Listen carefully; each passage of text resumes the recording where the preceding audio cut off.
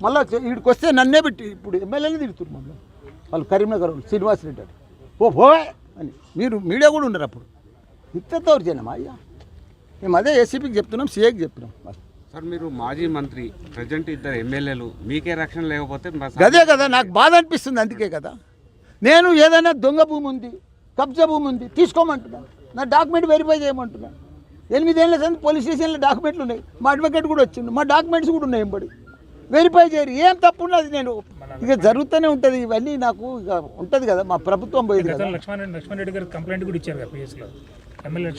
అవును ఇచ్చినాము చేసినాము తెలుసు అవన్నీ జరుగుతూనే ఉన్నాయి అయినా వాళ్ళకు ఎంత ధైర్యం చెప్పు మీరు ఆ షీట్లన్నీ వేసారు పోలే నష్టం కాదు వాళ్ళ సీట్లు మా కంపౌండ్ వాళ్ళ మధ్యలో వాళ్ళ సపోర్ట్లు ఏం చేస్తారా చెప్పు కరీంనగర్కి వెళ్ళి వచ్చేయాలంటే ఎంత కష్టం